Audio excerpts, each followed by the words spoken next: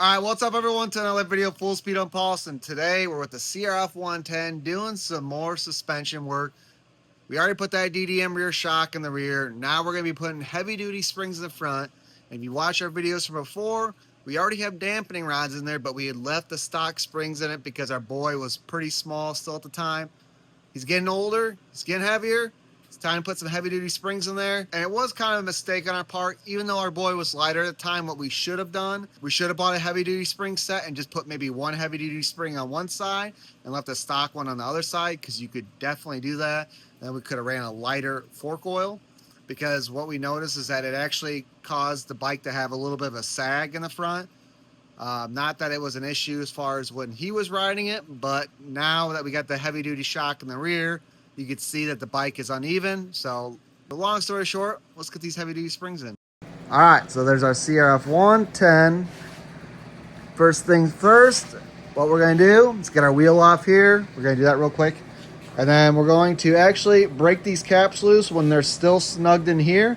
Instead of, if you undo this, slide the forks out, you'd have to use an impact or get a good kung fu grip on and to try to break that free. But right now, it's gonna be the easiest to break free. So we're just gonna crack them open. All right, 17. Oh man.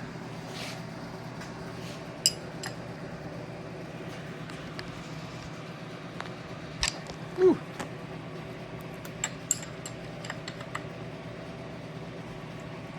Okay, that one's loosened up. There we go. All right, that one's loosened up. All right, guys, so I wasn't recording.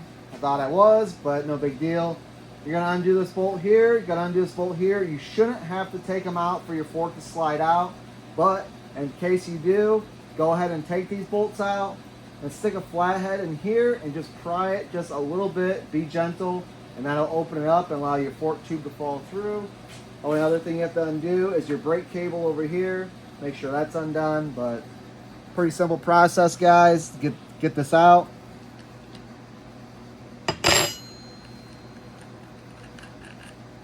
All right, that's off. Should have like a tube in here. There we go. Should be like a little flat washer too. Let's get some of the fluid out. Yeah, not a lot of fluid. See if we can. There we go. There's a little bit more at least. Still not a lot of fluid. We should have more than that.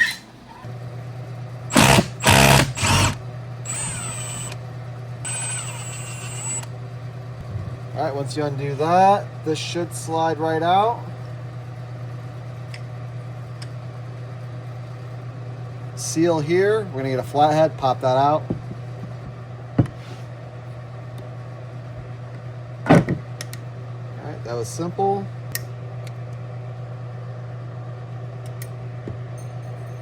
Let's pry in there.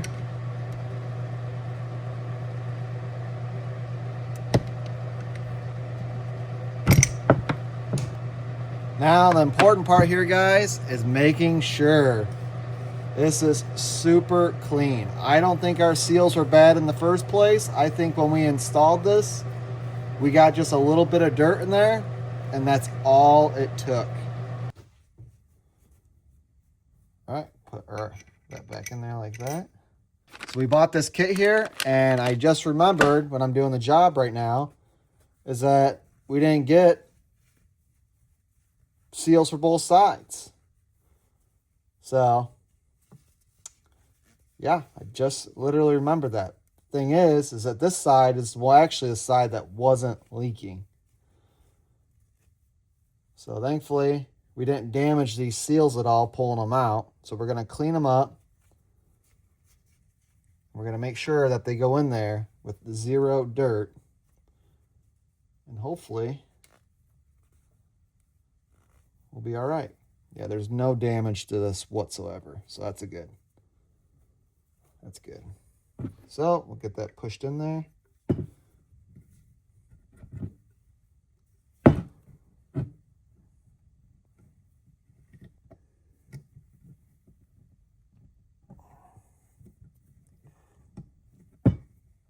I see some people use a socket. We push it in by hand. There you go. Push that in like that. Clips in. All right. All right, same thing goes for your fork. Before you go pushing this in, guys, make sure it is, make sure we don't lose anything. Make sure it is super clean.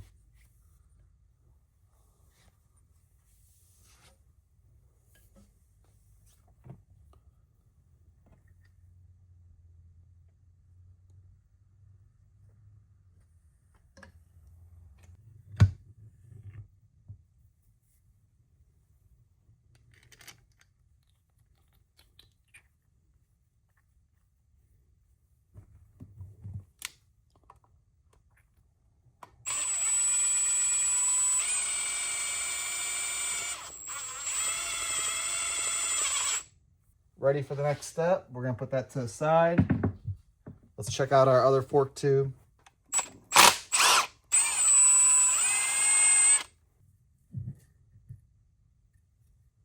There's any type of imperfections here. Definitely some crud in here. There we go. Oh yeah. Clean this out.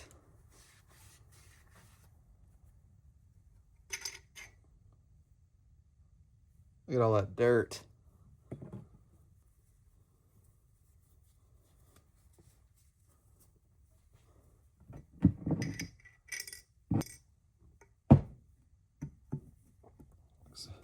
Push that in there.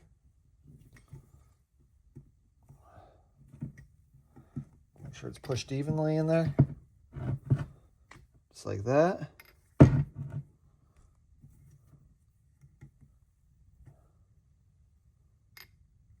Looks good. Then we got to put our clip back in here.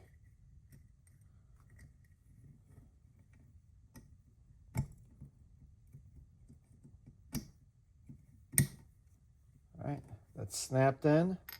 That's actually a really easy snap ring too, guys.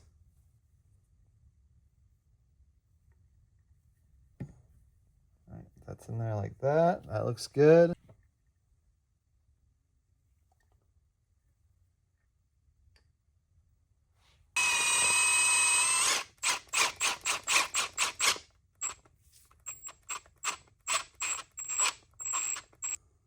All right. The trick with that is that maybe I'm not knowing too much about, but that dampening rod that's installed in the bottom probably free spins. So when I'm trying to tighten this in there at first, it's probably just spinning that. So that's why me probably pushing down probably helps a little bit. And then obviously the RPMs. After all that, I'm going to get the spring in here and everything, which will actually probably make that a lot easier to tighten. Because right now there's no pressure on it, but once we put heavy duty springs in and all that stuff, it's going to be good. BBR heavy duty springs, and got those guys. All right, way bigger. Usually BBR is good for instructions, but probably guys gotta go to their website. But only thing we need to do is just check our fork level. Woo, look at that. Big dog spring. And I got these little guys here. Make sure they're the same size, but everything should be good. And doesn't matter which side you put the spring in. As you can see, it's going to be a tight fit, but we got to get fluid in here still. So let's see what our fluid is, and then we're going to go from there. All right, guys, because our son does not weigh that much, I'm still going to use 10 weight. I like to use 15 weight in a lot of our bikes. So the trick with this is that you're going to measure 5.5 inches down with no spring in there. So, all right, we got a little bit. We already touched on there. So we're going to take a little bit out.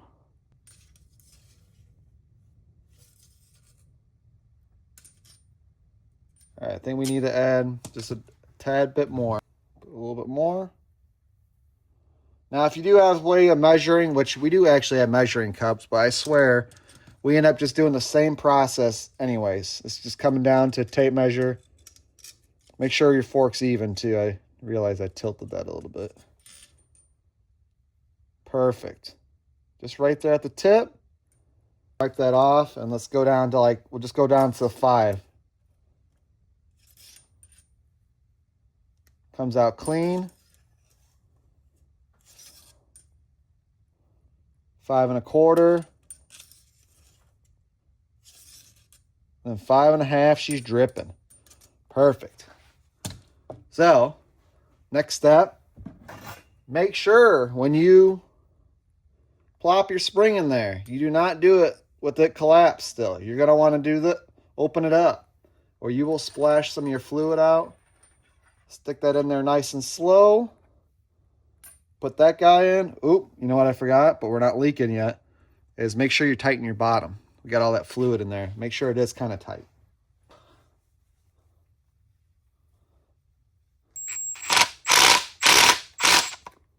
All right, that's tight. We'll double check that once it's on the bike, but it should be good. And I did not put that washer in there, guys. I will say. I didn't see anything about them telling us to. Don't see a reason to. All right, put our fork in here.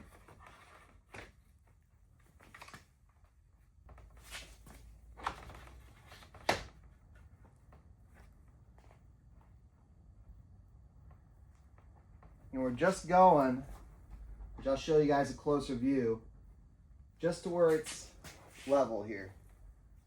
And then a great cheater way to see, make sure everything's good too. Just run your bolt through. All right, forks are even. We're going to leave that in for right now. Actually, what I'm going to do, until I get my torque wrench, I'm just going to go around, put just enough snug on them so we can keep on getting the rest of the bike put together.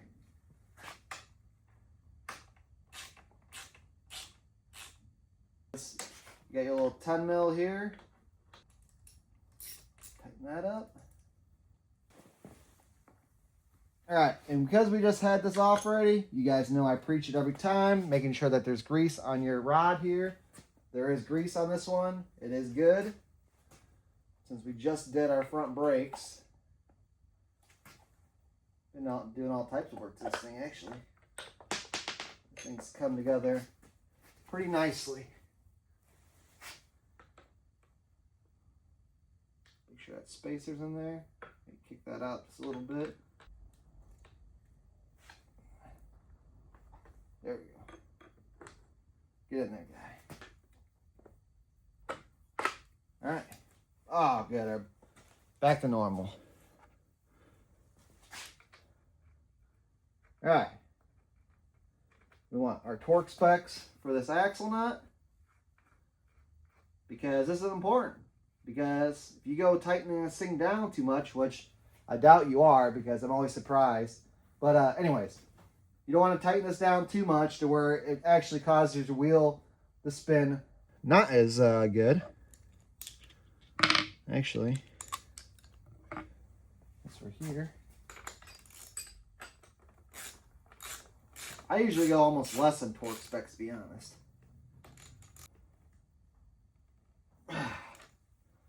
Nice and tight. Wheel still spins good. Torque specs. All right, guys, it says 10 to 15 foot-pounds. So we have our inch pounds here. So 12 inches in a foot. So let's do a 136. I like that. 136. Do go a little bit each one. So just do a cross pattern.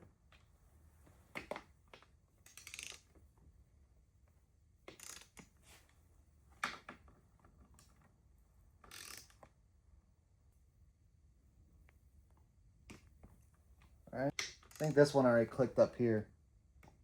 Yep, that one clicked.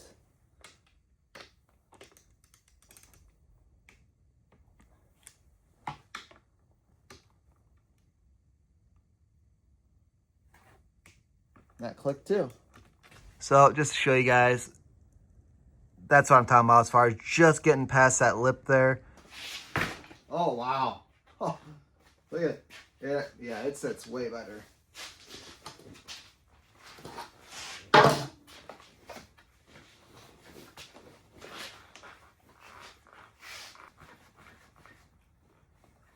Definitely no suspension expert. I'll tell you that, but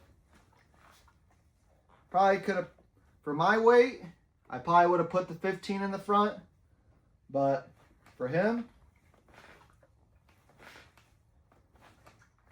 I think that'll be pretty good. All right, guys, so that's our video on putting BBR springs in our Crf110. Thought we were doing new seals, but ended up we were just able to clean our seals, put everything back together. Seems to be working good. We'll know in a couple days or so, but we got it sitting in a dry spot. So if there's any types of drips or leaks, we're going to know. Bike feels really good. So the front with the BBR springs, those dampening rods, and then we got that DDM rear shock in the rear. Definitely a nice, sweet setup for the bike. For the young riders, I'd probably still put 10 weight in there, but for the adult riders, I'd probably just go 15 weight. But that's usually our go-to on any of our pit bikes. So that's all I got for the Crf110 today, guys. I appreciate you guys watching, and you guys know the deal. Until next time, we'll see you later.